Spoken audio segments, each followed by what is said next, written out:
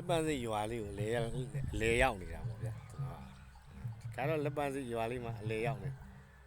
ဒါ AI မြစ်ကြီး AI မြစ်ကြီးကဟိုຫນွေပေါက်လာပြီဆိုတော့စောင်းရောက်လာຫນွေပေါက်လာရင်ဒီလိုပဲတောင်ကုန်တွေထွန်းကြံခဲ့တာဟုတ်မြစ်ကဟုတ်အောင်လံဘက်မှာပဲရှိတော့တယ်မြေရိုးလေးကမြစ်ကမ်းတစ်ပြေးမှာပြောင်းနေစိုက်ထားတာပြောင်းနေကလပဲတွေရွာထဲမှာနတ်ပွဲရှိတယ်ဗျာရွာထဲမှာနတ်ပွဲရှိတယ်စူးလို့ညာလို့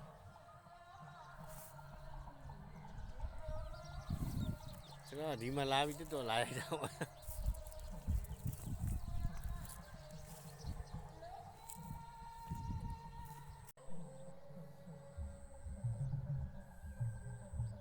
ဟိုဘကအောင်လန်းဟိုဘကမိုးကောင်းတယ်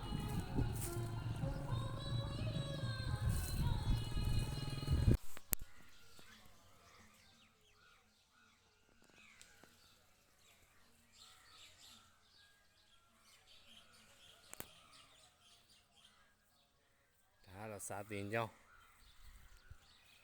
မကလပဲတွေစိုက်ထားဟိုဘကတောင်တန်းနေနဲ့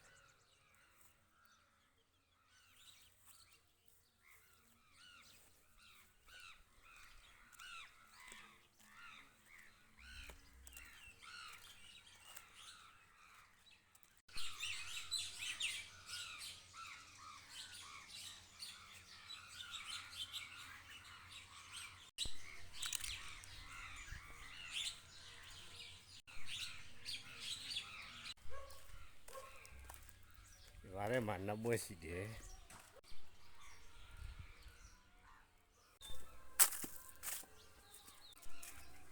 လက်ပန်းစိတ်ရွာဦးကြောင်း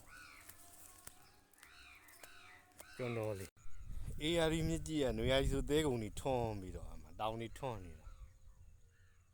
မြစ်ကြောင်းကဟိုးရှစ်မှာပဲနည်းနည်းပဲကျင်းပဲကြံတော့အေးချမ်းတဲ့ရွာလေးမြစ်ကမ်းတစ်ပြေးကအေးချမ်းတဲ့ရွာလေး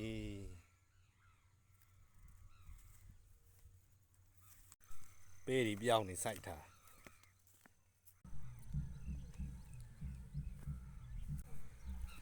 ဟိုးဘကအောင်လံပစ်ချာ